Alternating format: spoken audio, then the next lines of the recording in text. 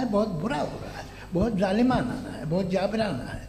उसको आप कहें कि ये बच्चों को कॉम्पनसेशन मिल जाएगा या इसकी इंजेक्शन है, इंजेक्शन तो हेल्थ के लिए दिया जाता है। आप ये कह रहे हैं कि ये बच्चों की जो धज्जियां उड़ रही हैं ये इंजेक्शन है, ये टेस्ट है, ये टेस्ट है और उस टेस्ट में उनको ऐसा रिकॉम्पेंस मिलेगा जो आपके तस्वुर के बाहर है। ये आप 3 बरस के बच्चे को बारूद से उड़ा के टेस्ट ले रहे हैं, वाह।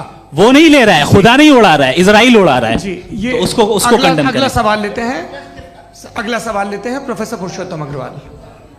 मुफ्ती साहब, एक निवेदन आपसे है कि कम से कम थोड़ा सा माइक क्लोज एक रिलीजियस और फिलॉसफिकल कर मैं प्लीज। एक रिलीजियस और फिलोसॉफिकल ट्रेडिशन है जो ब्रह्मांड को यानी यूनिवर्स को ही अंतिम मानती है।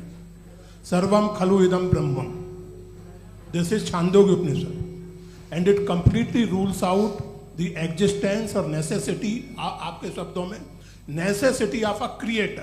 The creation itself is the creator. तो एक minute please.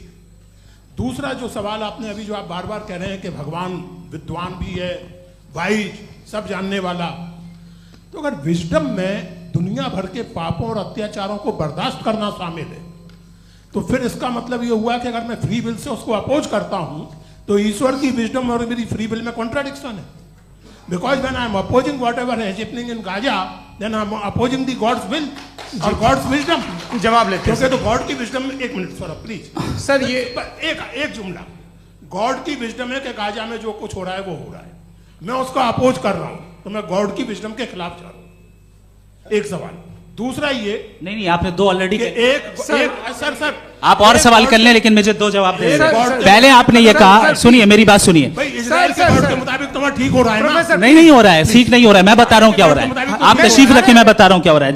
Let me complete please. एक सेकंड गाइस, एक सेकंड। ये देखिए, ऐसा है कि ये सब बड़ा आपस में विचार विमर्श के बाद ये तय हुआ था कि कुछ नियम बना लिए जाएं ताकि एक टाइम बाउंड बातचीत चले।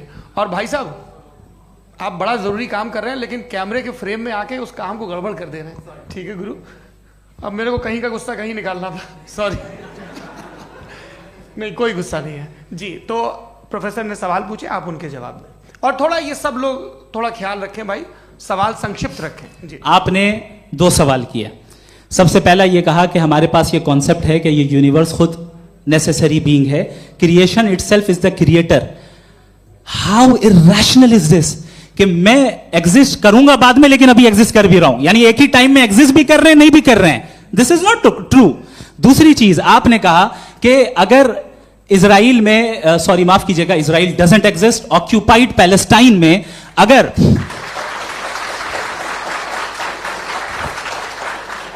ऑक्यूपाइड पैलेस्टाइन में बच्चों को मारा जा रहा है फ्री विल की वजह से और गॉड नहीं रोक रहा, ये कॉन्ट्रडिक्शन है। ये बताइए कि एक एग्जाम में एक बच्चा गलत आंसर लिख रहा है, सुनिए, एग्जामिनर चाहे तो रोक सकता है, क्यों नहीं रोक रहा है?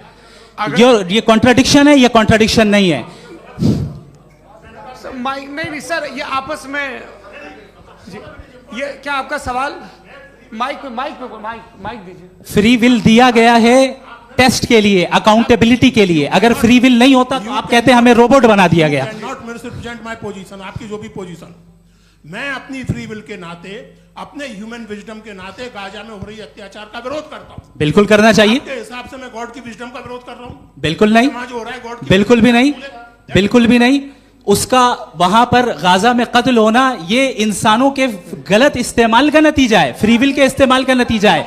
गॉड इसका हुक्म नहीं देता, उससे रोकता है। यही तो मसला है ना, आपके लिए कॉन्सेप्ट क्लियर? नहीं भाई, आपने तो बताया था इंजेक्शन लगाने से बच्चे को तकलीफ होती है, ये इंजेक्शन लगा। सर आप ऐसे रेटोरिक स्टेटमेंट दे तब तो कोई मसला नहीं समझते रहेंगे। This is a rhetoric statement, this is not a logical argument sir. I am sorry, I am sorry. आखिरी 30 मिनट बड़े मुश्किल होने वाले हैं जी। मुफ्ती साहब आगे बैठे हैं, इनको माइक दीजिए। हाँ तरुण, माइक आप अपने पास रखिए, आपको कैमरे का फ्रेम पता है जी। सबसे पहले दोनों को मुबारकबाद। एक सर अपना आप नाम बता दें। आप अमेरिका में शिकागो में रहते हैं, इतना मुझे याद है। बताया आपको, यासिर नदीम अलवाजदी मेरा नाम है। जावेद सर, आपसे एक क्वेश्चन है इन्फिनिट रिग्रेस के ताल्लुक से। एक हाइपोथेटिकल सिनेरियो है, मसलन अगर आप सर माइक थोड़ा सा प्लीज क्लोज रखिए जी। अगर आप शायर इसलिए हैं कि आपके कोई उस्ताद शायर थे और वो इसलिए शायर थे कि उनके कोई उस्ताद शायर थे, और इसी तरीके से हम माजी में पीछे चलते चलते चले जाएं और कहीं ना रुके तो माफ कीजिएगा आप कभी शायर नहीं हो सकते। लेकिन आप शायर हैं, आपका शेर एग्जिस्ट करता है, इसका मतलब ये है कि आप कहीं ना कहीं रुके हैं। तो मेरा सवाल ये है कि क्या आप इन्फिनिट रिग्रेस ऑफ कॉजेस को लॉजिकल फैलेसी मानते हैं या नहीं मानते? हाँ या ना? मैं इन्हें लॉजिकल फैलेसी नहीं मानता हूँ, लेकिन मेरा प्रॉब्लम यह है कि जब मैं नहीं मानता हूँ तो I will continue with this logic जो फैलेसी नहीं हो। आप एक जगह रुक जाते हैं जाके, आप कहते हैं ये गेंद कैसे बनी, ये जजीरा कैसे बना, ये समंदर कैसे बना, ये ज़मीन कैसे बनी, और अचानक गॉड पे जाके आपको ब्रेक लग जाता है। एक बार आप सवाल नहीं करते कि भाई इनको बनाने वाला तो इनसे भी कॉम्प्लिकेटेड होगा, वो कैसे बना, उसके बारे में आपने इत्मीनान कर लिया, वो हमेशा से है। तो अगर आप उसे हमेशा से मानते हैं तो फिर ये मान लीजिए कि कायनात हमेशा से है, क्या तकलीफ? फिर हम वजूद में नहीं आते जी है? हम मौजूद नहीं। अच्छा सर क्यों नहीं हो मैं सकते? बताऊंगा प्लीज। जैसे मैंने मिसाल दी आपके शेर, आपका शेर कभी वजूद में ना आता अगर शायर इसी तरह चलते रहते हमेशा। जी माइक मेरे ख्याल से एक सेकंड, इन्फिनिट रिग्रेस का कॉन्सेप्ट क्लियर नहीं हो पाया है। सर रहने दें, लेट्स मूव ऑन सर। ठीक है। हाँ थोड़ा सा मॉडरेटर का भी ख्याल रखें। नहीं आपने तो रखा है, आपने रखा है। यहाँ पे गौहर रजा साहब हैं, वो भी एक सवाल पूछना चाहते हैं। माइक नीचे से ऑन कर दिए नीचे। पहले तो ये कह दूं कि मैं उन बच्चों से शर्मिंदा हूं जिनको गजा में कत्ल किया गया, क्योंकि हमारे होते हुए कत्ल किया गया। लेकिन उससे ज़्यादा शर्मिंदगी इस बात से हुई कि मुझे लगा कि मुफ्ती साहब उसको जस्टिफाई कर रहे हैं। बिल्कुल भी नहीं, आप बहुत ही गलत। मुझे लगा मैं गलत हो सकता हूं। बिल्कुल गलत मैं है। सवाल पूछ रहा हूं। सवाल मैं सवाल पूछ रहा हूं। मैं जावेद भाई से डिसएग्री करता हूं। एक सेकंड देखिए, अगर देखिए ऐसा एक सेकंड आप सर वेट अरे आप कुछ मेरे पहले मुझे अपनी बात कह लेने दीजिए। अगर ऑडियंस तय करेगी तो फिर मॉडरेटर का मतलब नहीं। मेरा आप सबसे ये कहना है, ये बहस दो लोगों के बीच में है, एक तरफ मुफ्ती साहब, एक तरफ जावेद साहब। पिछले 1.5 घंटे से ये लोग अपने अपने तर्क रख रहे हैं। आपकी इनसे इत्तेफाकी हो सकती है, ना इत्तेफाकी हो सकती है। मेरे उस्ताद मुझे सिखा गए हैं कि मुखामुखम में असहमति की गुंजाइश बची रहनी चाहिए। अगर मैं आपकी बहुत इज्जत करता हूं गौहर साहब, आपने जो कमाल की किताबें लिखी साइंटिफिक टेम्परामेंट, लेकिन मेरी ये गुजारिश है आप सबसे कि यदि आप इन लोगों ने जो बोला उन पर टिप्पणियां करेंगे तो ना वक्त की पाबंदी रहेगी ना वो अनुशासन। आप सवाल पूछ लें, उस सवाल में जो बात आ जाए वो आ जाए। मैं जावेद साहब से डिसएग्री करता हूं, इसलिए जावेद साहब से सवाल पूछ रहा हूं। आपका सवाल जावेद अख्तर साहब से। और सवाल यह है मेरा कि जावेद साहब ने कई बार लॉजिक का इस्तेमाल किया कि साइंस में लॉजिक है और रिलीजन में लॉजिक नहीं है। मेरा ख्याल यह है कि रिलीजन में भी लॉजिक है, लेकिन उस लॉजिक की बेसिस ये है कि आप रुक जाते हैं, जिसका जिक्र जावेद साहब ने बार बार किया, यानी खुदा के तसव्वुर पे आते हुए, गॉड के तसव्वुर पे आते हुए रुक जाते हैं। और इसमें सवाल पूछना मतलब फॉरबिडन होता है। सवाल यह है कि क्या जावेद साहब इससे एग्री करते हैं कि साइंस की लॉजिक अलग है और रिलीजन की लॉजिक अलग है? बताइए सर। देखिए 3 चीज़ें हैं, साइंस है, एक है मंतिक है, इस्तिदलाल है, और एक जो है कुछ भी नहीं है, फेथ है, अकीदा है। मैं अकीदे की लॉजिक का कायल नहीं हूँ। मुझे आप इस्तिदलाल से, लॉजिक से, रीज़न से समझाइए, मैं मानने को तैयार हूँ, मेरा क्या नुकसान होगा। लेकिन ये कि अकीदे पे मैं नहीं जा सकता हूँ। अकीदे का मतलब है कि तुम ये मान लो, सवाल ना करो, ये नहीं। आप सारी बातें करके, बड़ी साइंटिफिक बातें करके एक जगह जाके खुदा के वजूद पे रुक जाते हैं, सरेंडर कर देते हैं। मैं सरेंडर करने को तैयार नहीं। दैट्स ऑल जी। ये आगे सर बैठे हुए हैं, इनको माइक दीजिए। भाई। वो आप पूछना चाह रहे थे ना भाई? हाँ नहीं मैं थैंक यू जी। आपका नाम? आसिम इफ्तिखार। आसिम जी, पूछिए। सर जावेद सर से सवाल है कि आपने अपने क्लोजिंग माइक थोड़ा करीब रखिए। अपने क्लोजिंग स्टेटमेंट में ये बात कही थी कि मज़हब का जो फ्यूचर है वो ज़्यादा दिन नहीं जाने वाला है। लेकिन मैं देख पा रहा हूँ कि जो ऑक्सफोर्ड यूनिवर्सिटी की एक स्टडी है 2011 में हुई है, जिसके 50 एकेडमिशियंस ने इसको अंजाम दिया था, उसमें वो ये कहते हैं कि जो फेथ इन गॉड है वो इनबिल्ट है ह्यूमन नेचर के अंदर, जिसको हम कहते हैं फितरत के अंदर शामिल है वो। और वो ये कहते हैं कि अगर कोई ये समझता है कि मज़हब को वो ख़त्म कर देगा तो ये उसकी गलत फहमी है। तो आप इसके बारे में, इस स्टडीज़ के बारे में क्या कहते हैं? ठीक है, मैं उनसे एग्री नहीं करता हूँ। वो कौन से प्रोफेसर होंगे, ऐसा उनके क्या पास डेटा है, इन्होंने डेटा के बेस होगा। डेटा क्या हो सकता है? फ्यूचर का डेटा तो नहीं हो सकता ना उनके पास, प्रेजेंट का डेटा हो सकता है। डेटा आपने सुना 100 साल पहले का बाद का डेटा? मैंने तो नहीं सुना आज तक। तो आज उनकी ये राय है और होगी राय, ठीक है। दुनिया में तरह तरह की राय है लोग, लेकिन मैं समझता हूँ कि वक्त के साथ इंसान ज़्यादा से ज़्यादा रीजनेबल और लॉजिकल होता जा रहा है। आज आप देखिए वेस्टर्न यूरोप में क्या परसेंटेज है नॉन बिलीवर्स की, बहुत हाई। वहाँ चर्च खाली पड़े होते हैं। तो अल्टीमेटली तो इंसान कोई ऐसी बात बहुत अरसे तक नहीं मान सकेगा, चाहे गलत या सही, जो उससे उसके दिमाग को, उसके जहन को, उसके लॉजिक को अपील न करे। वो कह रहे हैं तो ऑक्सफोर्ड के होंगे तो कैम्ब्रिज के होंगे, तो मुझे क्या लेना देना। उनका डेटा मुस्तकबिल का नहीं हो सकता है। जी दीपक, हाँ पूछिए। मैं आऊँगा, अभी पीछे की साइड भी आऊँगा, माइक वहीं भेजूंगा 2-3 साल के लिए। जी जावेद साहब, आपसे सवाल है। नमस्ते। अरे भाई सर, अगर आप ही लोग को तय करना है तो फिर 200 लोग तय कर लें। ये सब नहीं sir, please don't do this sir. Everybody has a right sir, but we can only take selected questions. No sir, ये यंग लोग भी हैं तो इनकी ये अब उतने सुनिए। यंग, भाई आप यंग हैं कि नहीं हैं? एक मिनट, वो कह रहे हैं वो भी आइए, यंग हैं पूछ रहे हैं ना साहब। भाई। आप उनकी नौजवानी पर दावा उनको ही करने थे। हाँ मुफ्ती साहब, आप यंग, हाँ पूछे। अरे भैया सर, मेरा सवाल ये है। कुछ इनसे भी तो पूछो। जी नहीं, बस आपसे एक सवाल है। जैसे थीस्टों के पास अपने जो ईश्वर को मानते हैं उनके पास अपने सोशल गेट टुगेदर्स हैं। 5 रोज आज क्रिसमस आने वाला है, होली है, दिवाली है, ईद है। एथिस्ट क्या ऑफर कर रहे हैं? मतलब मैं इनकी दुकान से बोलूं मैं आना चाहता हूं उस तरफ, पर मैं अट्रैक्ट नहीं हो पा रहा हूं। मैं सोशल गेट टुगेदर्स क्या है आपके पास? वो ये कह रहे हैं कि जो धार्मिक लोग हैं, अलग अलग धर्म के लोग, उनके उत्सव त्योहार, कॉन्ग्रेगेशन बहुत हैं। अब आपको मैं एक सुनाता हूँ, यहाँ हिस्टोरियन भी बैठे हैं। मृदुला जी, आप बताइएगा सही है क्या? ये एक कॉन्स्टेंटाइन, एक ग्रीक रोमन बादशाह था जो क्रिश्चियनिटी आने के 400 साल बाद उसने डिसाइड किया कि मैं क्रिश्चियन हो जाऊंगा, मेरी पूरी स्टेट कैंसिल हो जाएगी। उस ज़माने में ऐसे ही होता था, राजा जो धर्म इख्तियार करता था वो जनता भी कर लेती थी। इसलिए कि वो हो गया था बैंकक्रप्ट, और उसे जो मेडिटेरियन कोस्ट के रिच क्रिश्चियन वो थे मर्चेंट, उससे पैसा चाहिए था। तो उसने कहा यार क्रिश्चियन हो जाओ। तो उसने अपने वजीर से कहा कि भाई ये हिस्ट्री है कि अब हम लोग क्रिश्चियन हो जाते हैं।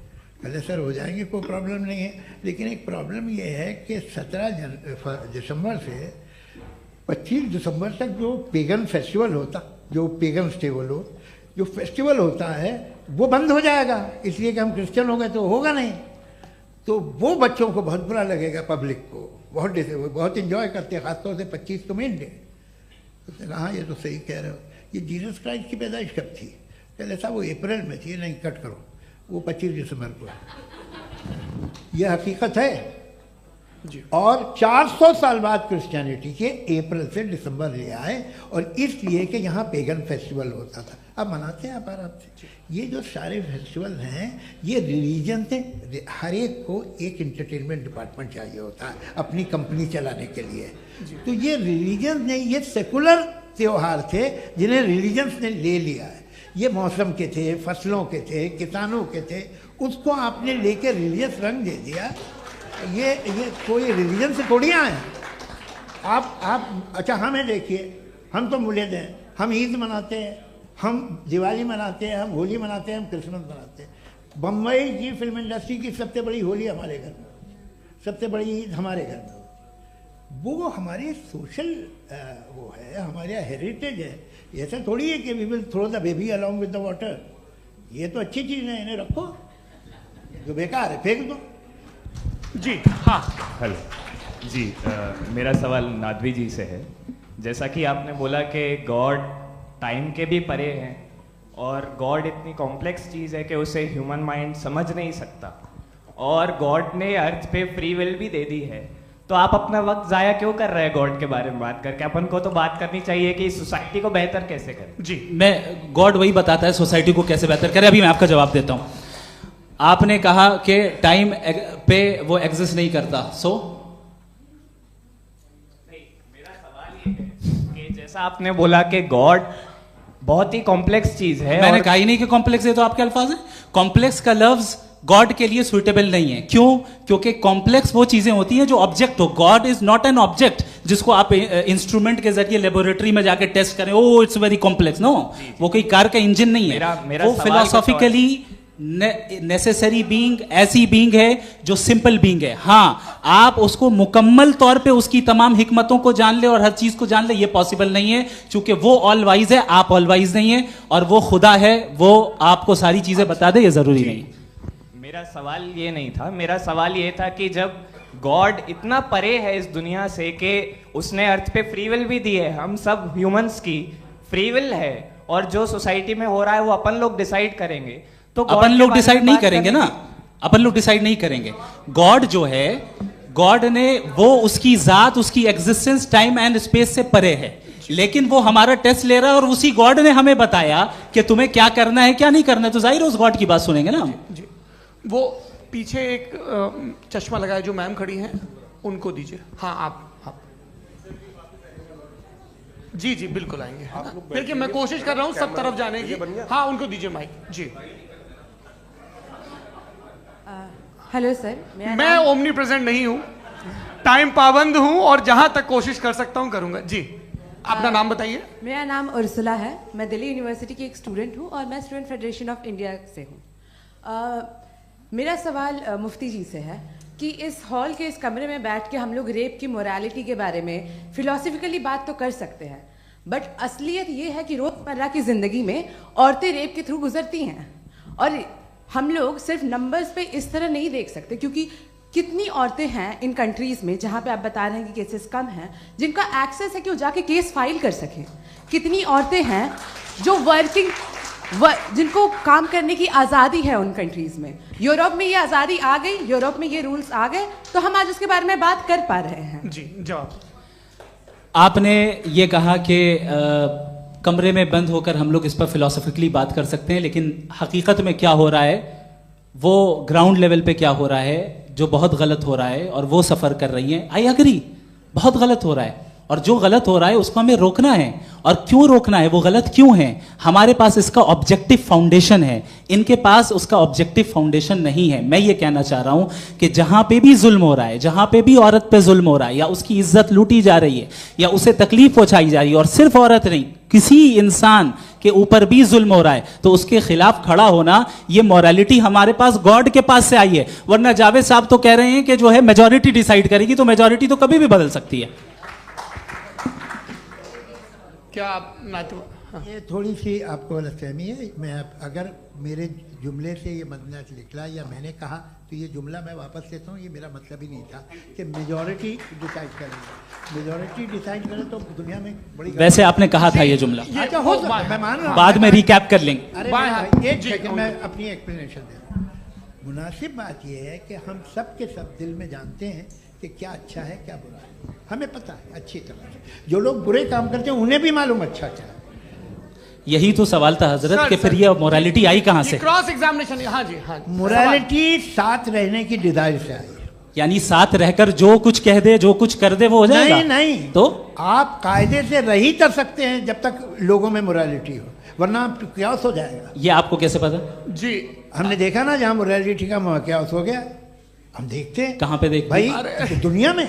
आप जो कह रहे हैं, आप कहीं पे अगर गलत हो रहा है तो उसको आप गलत देखिए। आप एपिस्टेमोलॉजी की बात कर रहे हैं, मैं ऑन्टोलॉजी की बात कर रहा हूं। मैं इस बहस फाउंडेशन के बाद क्या आप दोनों लोगों को चाय पे फाउंडेशन होस्ट करूंगा, वहां पे क्रॉस एग्जामिनेशन कर लीजिएगा। अभी ऑडियंस का हक मार रहे हैं आप लोग भाई, सर जस्ट लोग हैं आप लोग। और ये भाई ये हाँ, उधर आएंगे, जी सर आएंगे। अच्छा सर, मेरा नाम लईकुर रहमान है और मैं अलीगढ़ मुस्लिम यूनिवर्सिटी का स्टूडेंट हूँ।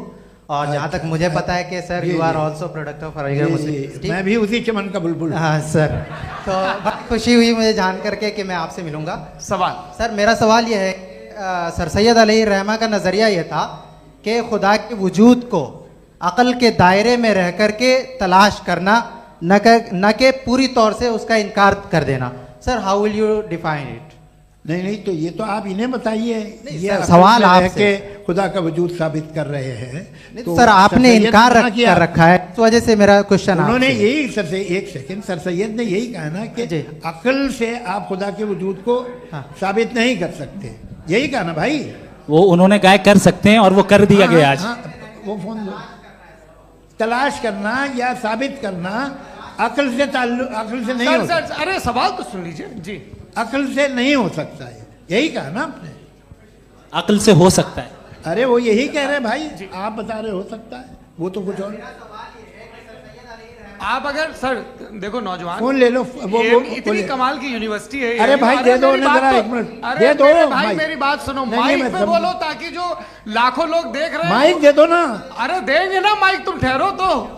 हाँ सर, मेरा सवाल ये था कि सर सैयद अलैहि रहमा का एक नजरिया था अपना कि खुदा का जो वजूद है उसको अक्ल के दायरे में रह करके तलाश करना है, न कि पूरे तौर से इनकार कर देना है। ये उनका कॉन्सेप्ट था।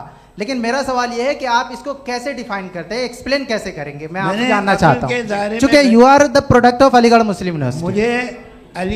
मुझे अक्ल के दायरे में रखे मैंने बहुत तलाश की, मुझे मिला नहीं। हाँ ये इधर वो चश्मा लगाए जो, हाँ उनको दे दीजिए। जी जी फटाफट पूछिए, बस 5 मिनट है, 5 मिनट में खत्म हो रहा है। हाँ अस्सलाम वालेकुम मुफ्ती साहब, एंड मेरा सवाल जावेद अख्तर साहब से। क्या नाम है आपका? अरे भैया सब मुझे पूछ रहे हो। फैज पूछिए फैज साहब। तो मेरा सवाल ये है कि अभी जो एथियस्ट है वो problem of evil argument use कर रहे हैं अगेंस्ट मुस्लिम्स, राइट? कि इस दुनिया में इतना सारा इविल है और अगेंस्ट मुस्लिम तो यहाँ अगेंस्ट थियस्ट। हाँ थोड़ा सा करेक्ट कर लीजिए भाई, पूरी मशक्कत ही इसी बात की थी कि किसी एक मजहब पे बात न टिके। जी, तो बेसिकली ये आर्गुमेंट ऐसा है कि इस दुनिया में इतना ज़्यादा ईवल एग्जिस्ट करता है और अगर एक ऑल गुड गॉड है तो वो रोकता क्यों नहीं है? लेकिन इस सवाल में एक हिडन अजम्पशन ये है कि इस दुनिया में ईवल एग्जिस्ट करता है। अब एथियस्ट ये कैसे ऑन्टोलॉजिकली प्रूव कर सकते हैं कि इस दुनिया में ईवल एग्जिस्ट करता है? मैं आपको बताता हूँ, थोड़ा सा समझा। नहीं सर, हम लोग इनको सुनने आए। नहीं please don't do that. I want to explain ontologically. नहीं हम समझ गए सर, इनको अब जवाब देने दीजिए। अच्छा सवाल पूछ लो। मैं अभी तक क्या था वो मैं थोड़ा सा ऐड ऑन कर लेता हूँ। तुम गुरु, तो हम जब इसका राउंड 13 करेंगे ना तब तुमको स्टेज पे बिठाएंगे। जी तो हाँ जल्दी से। तो देखिए एथियज्म के हिसाब से सब कुछ रैंडमली बन गया है, सब कुछ एटम्स और मॉलिक्यूल्स है। एक पत्थर में और मुझ में सिर्फ इतना फर्क है कि हम लोग एटम्स और मॉलिक्यूल्स का अलग अलग रीअरेंजमेंट है। अब एक पत्थर को कोई इंसान तलवार से 2 टुकड़ों में काट दे या मुझे, according to atheism it is same. There is no evil and good according to atheism. जी अच्छा, फैज साहब का सवाल ये है कि हाँ कोशिश भी करते तो इससे गलत सवाल नहीं कर पाते। एक लाइफ फॉर्म है और लाइफ फॉर्म में फीलिंग्स हैं, मतलब लाइफ फॉर्म सुनता है, देखता है, टेस्ट कर सकता है, फील कर सकता है, तो उसकी जो क्वालिटी इस बबल में आ गई है वो जानवर में भी है, इंसान में भी है। तो जाहिर है कि उसे कोई तकलीफ पहुंचेगी, तो चूंकि उसके पास वो सेंसिटिविटी है तो मैं करेगा। पत्थर में वो सेंसिटिविटी नहीं है। तो ये क्या सवाल हुआ कि अगर पत्थर को काटा तो पत्थर को तकलीफ नहीं होती, तो आपको काटे तो आपको क्यों तकलीफ हो? बैठ जाइए। जी हाँ अगला सवाल। हाँ पूछे जी जावेद अख्तर साहब। अरे भैया सब आप लोग मुफ्ती साहब को छोड़ रहे हैं तो मेरे ही पीछे पड़े हैं क्या? फिर चलो बोलो भाई। You asked how God can exist when children die in Gaza. Huh? You asked how God can exist when children die in Gaza, and you also mentioned the rise of atheism in Europe. But the same events also are leading many atheists and non-believers to turn towards faith. How do you interpret this contradiction, where suffering pushes some away from God, yet brings others closer to belief? आपको एक बात बताऊं, दुनिया perfect तो कहीं भी नहीं है, हर जगह कुछ खामियां हैं। बेटा एक मिनट आप ही को कहेंगे, देखो वो तो कुछ खामियां, कमज़ोरियां, खराबियां सब जगह है। लेकिन अगर देखोगे ईमानदारी से कि दुनिया सबसे ज़्यादा महज़ब कहाँ है, एक आम शहरी को कहाँ हुकूक हासिल हैं, वो बोल सकता है, अपनी मर्ज़ी से काम कर सकता है, अपनी मर्ज़ी से राय दे सकता है, हुकूमत के ख़िलाफ़ बोल सकता है, बरसर इक़्तिदार लोगों के बारे में बोल सकता है, सरमायादारों के ख़िलाफ़ बोल सकता है। तो आपको ये स्कैंडिनेवियन कंट्रीज़ में मिलेगा, वेस्टर्न यूरोप में मिलेगा। मैं नहीं कह रहा वो परफेक्ट है, बिल्कुल नहीं, वहाँ बहुत ख़राबियाँ भी हैं, परफेक्ट तो कोई। लेकिन जिन जिन मुल्कों में, लैटिन अमेरिका देखो, गल्फ देखो, वहाँ पर आपको ये ज़रूर है कि रेप नहीं होते होंगे। रेप की ज़रूरत क्या है भाई? उसको तो ख़रीद लो, घर में रखो, सड़क पर रेप करने की क्या ज़रूरत है? मगर सुनिए सुनिए सुनिए, मगर हकीकत ये है कि वहाँ शख्सी आज़ादी राय देने की, बोलने की नहीं है। जी, ये एक आखिरी सवाल मुफ्ती साहब से। हाँ मैम, इनको माइक दीजिए। शुक्रिया। मेरा नाम मनीषा है, मैं हरियाणा से आई हूँ। मैं मुफ्ती साहब से एक बात पूछना चाहती हूँ। आप बार बार जावेद साहब को कॉन्ट्राडिक्ट तो कर रहे हैं कि आपने ये कहा, लेकिन आप भी अजम्पशंस के बेसिस पे बात कर रहे हैं। आपने खुदा के होने का कौन सा प्रूफ पेश किया है, खुदा की एग्जिस्टेंस का? अब इस सवाल को अलग रहने दीजिए, कौन एथीस्ट है कौन नहीं है। और दूसरी बात जो आपने एक छोटी सी कही थी कि ये फ्री विल का इस्तेमाल करता है इंसान अपनी, लेकिन इस फ्री विल का इस्तेमाल में मतलब खुदा ने ये दे दी सबको ये इजाजत कि वो कितना घिनौनापन और कितने ज्यादा खराब से खराब तरीके इस्तेमाल कर सकते हैं। जवाब सुनते जी। आप फ्री विल को मानती है ना, या अब कहती है कि फ्री विल नहीं है ना? मानती है ना? तो अब आपके पास इसका कोई एक्सप्लेनेशन नहीं है कि अगर एक इंसान उस फ्री विल का इस्तेमाल करके गलत काम कर रहा है और बच के अच्छी जिंदगी गुजार के निकल जा रहा है, उसका कोई रिकम्पेंस नहीं है। हमारे वर्ल्ड व्यू में जो इंसान गलत काम कर रहा है उसको भी रिकम्पेंस यानी उसका बुरा बदला मिलना है, और जो सही काम कर रहा है उसको सही बदला मिलना है। लिहाजा जो फ्री विल है वो इस तरीके से है कि एक लिमिटेड टाइम तक खुदा ने मोहलत दी है। ऐसा नहीं कि छूट दे दी, जो करना है करते रहो हमेशा। वक्त आएगा जब एग्जाम का टाइम खत्म होगा तब रिजल्ट आएगा, दौराने एग्जाम जबरदस्ती आपको नहीं बताया जाएगा। अरे भाई एक सेकंड जी, सवाल मुफ्ती साहब से मेरा मुफ्ती साहब से। रुक जाइए, आपसे फोन, आप इसके बाद आपसे बोलिए। मैं मुफ्ती साहब एक ही सवाल करता हूँ कि अगर जो हो रहा है फ्री विल से हो रहा है और एक दिन बरोज़ क़यामत इंसाफ होगा मैशर में वगैरह वगैरह, तो दुआ क्यों मांगते हैं लोग? दुआ मांगते हैं इसके मतलब है अभी भी उसने ये डिपार्टमेंट रखा है कि मैं रोजमर्रा की जिंदगी में बिल्कुल बिल्कुल ही कैन। तो तुम कैन हो, तुम मुझे नौकरी दिला देते हो, मेरे बेटे को ग्रीन कार्ड दिला देते हो, और 45,000 बच्चे मरते उन्हें रोकते नहीं हो। नहीं तो क्या आप ये कह रहे हैं कि इस दुनिया में जालिमों को कभी पकड़ ही नहीं होती है? अरे जो भी पकड़ होगी वो बच्चे रोते हैं। बिल्कुल, देखें मैंने अपने ओपनिंग स्टेटमेंट में यही कहा था कि जनाब जावेद साहब सिर्फ इमोशनल आर्गुमेंट देंगे। This is an emotional argument. ये छोटे मोटे इसके पीछे का रीजन मैंने बताया क्या है, इसके पीछे का रीजन क्या है मैंने बताया। मंच से आप लोगों को सज्जनों इसलिए कह रहा हूं ताकि थोड़ा सा आपके कॉन्शियंस पे जोर रहे कि आपको ऑर्डर बचा के रखना है। वक्त तय हुआ था, ये वक्त पूरा हुआ, आपने इतने धैर्यपूर्वक सुना, मैं आप सबका बहुत बहुत शुक्रगुजार हूं। यदि इन दोनों विद्वानों की इच्छा होगी तो कभी हम इस बातचीत का राउंड 2, राउंड 3, यही तो देखिए खूबी है इंसान की कि बहस मुबाहसे में वो पड़ा रहता है। आप लोगों ने बड़े धैर्य का परिचय दिया, बहुत बहुत शुक्रिया। इसी के साथ ये बातचीत यहाँ पे समाप्त होती है। आप लोग को मैं एक बात बता दूं, ये सारी बहस हो गई, अब मुफ्ती साहब और बड़े मुफ्ती साहब इन साथ के साथ मैं खाना खाने वाला हूँ। अच्छा।